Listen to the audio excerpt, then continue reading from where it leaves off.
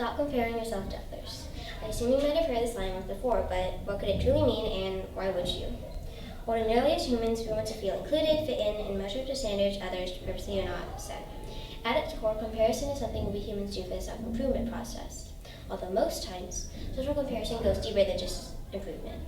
Most times, it can damage your self-esteem or affect your self-image. It can make you feel like you are good at nothing, like you're falling behind, or it may inspire you to achieve more. At some point in your daily life, you might be scrolling through your social media feed. Maybe you are wishing to be like someone else or envying them. Though, it's quite relatable. I think I do it almost every day, even unconsciously. Being a young girl exposed to unrealistic standards in society influences me in almost all ways. Society creates and is impacted by certain norms or standards that change how people think things should be. My actions, my image of myself for other people, and how I would perceive certain circumstances would be altered. I know that I don't need to compare myself to others or be envious of what they have. Plus, sure, I aim to be better and say I should just worry about myself. But I always feel compelled to see how other statuses are, how they are doing in life. If I'm not where they are and not as good as them, I feel disappointed about who I am. In general, social comparison is a form of social anxiety. In this day and age, it's probably second nature for most people to compare themselves to what they see. Leon Festinger developed the social comparison theory in 1954. The idea behind this theory is that people assess their own social and personal worth by comparing themselves to others. Two types of social comparison are upward and downward social comparison.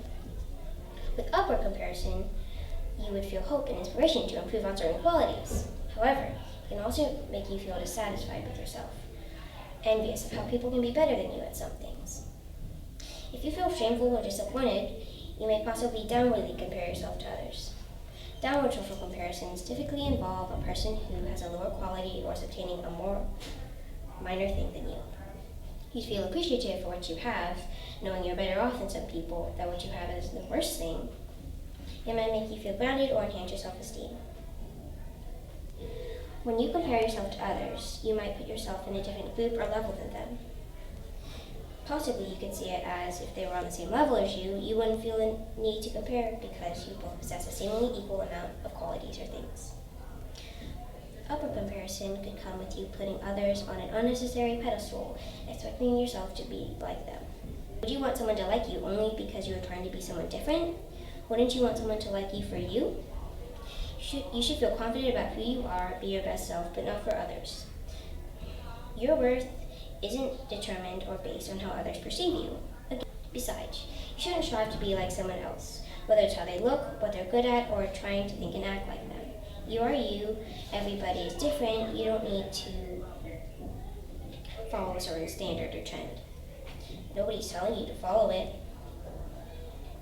I am aware of how society can create certain norms or standards, but I can't help but be affected by it too. People can create these perfectionist, at least in my book, rational standards.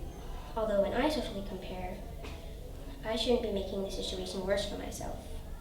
I should look for the positive side of things, the silver lining. Despite this, you shouldn't even need to compare others' lives to your own. Yeah, you have flaws and make mistakes, but everybody does. We're human.